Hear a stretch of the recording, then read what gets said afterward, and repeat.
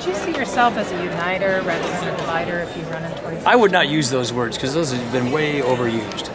But yeah, I think we need to bring our party together to win a majority of the country.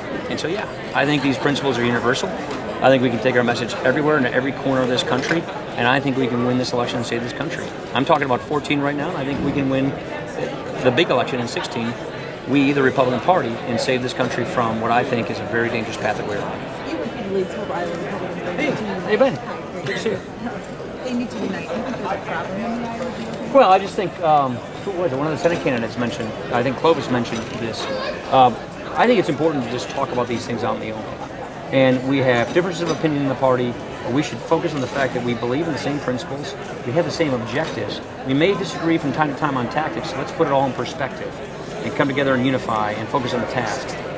Iowa can do a lot of good for America in this coming election by delivering another Senate seat and by sending better, more conservatives to Congress. What would you say your reason is for being why you did that? Did they ask me? It was a commitment I made a good year ago.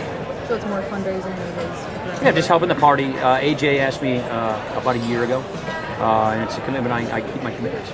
Would a path to Ways and Means Chair preempt any decision about 2016? Look, I'm not going to get into any of that stuff. Right now, I am focused on doing my job. I am focused on building a team. I'm focused on helping out my party. I'm focused on getting us to win elections, and it's just premature to get into that. You touched on Bruce Braley's comments a little bit during your speech. What did you think when you saw that video? Well, I thought, actually, I didn't see the video. I read about the video. Kind of, to be candid with you, I didn't see it. So, I think it speaks for itself. In that case, is the call to unify at all aimed at getting people to rally around the budget agreement? Because, as you know, a lot of conservatives don't like the budget agreement. No, it's about getting the party. It's what I said. Okay. It's getting Republicans to unify at the end of the day. Get behind our candidates. Get behind whoever you think is the best possible candidate. But remember, at the end of the day, we're all fighting for the same objective. We believe in the same principles, and we need to unify when these primaries are over. And it's very, very important. Look at the budget we passed yesterday, fourth budget in a row, and the balance of budget, pay down the debt. Some people wanted to go further. Some people thought I went too far. The point is, we unified around these common principles in a plan. That's very important to me, which is we can't just oppose, we have to propose and show what we're in favor of, and that's why I'm very... Look, when I started with this budget, I had 8 co-sponsors. Now I passed it 4 years in a row with 219 votes. I think that's a really good step in the right direction. So if anything, that shows more unification of cause and purpose. When you're doing a big thing like a budget, not everybody's going to be happy with everything because we're unified, we're bringing people together. Congressman, when it comes to your budget, you make a lot of changes to programs. What is your message to students? We're not going to make them empty promises.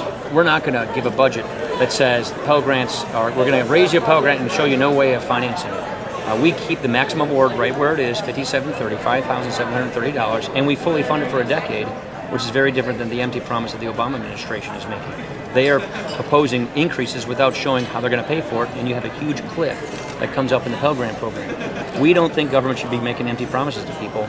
That's point one. Point two, I think we have to look at the fact that we're feeding tuition inflation. There's a lot of good work that's been done.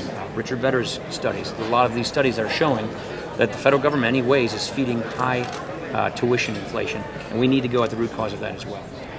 You talk about unification with Republicans. Lessons of 2010 and 2012 with quality of candidate. How critical is that, especially when you're looking to take over the Senate?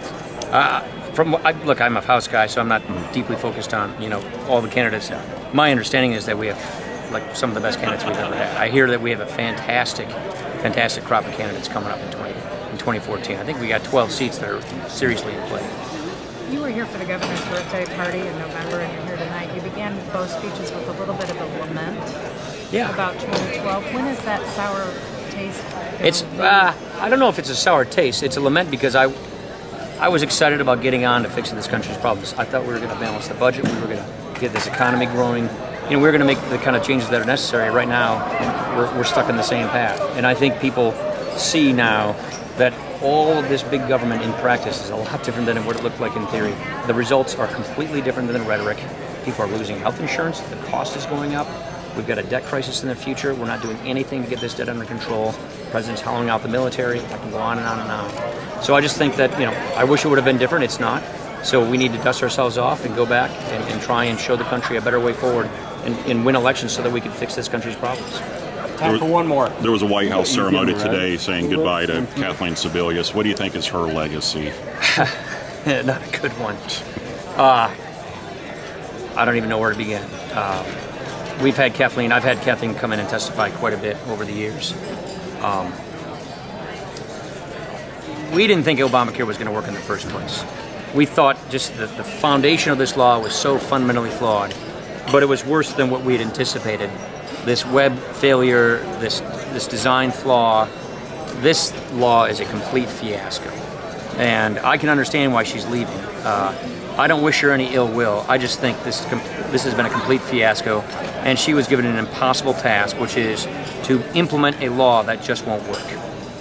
All right. Thanks, guys. Thanks everybody. For your time. Thank you, Congressman.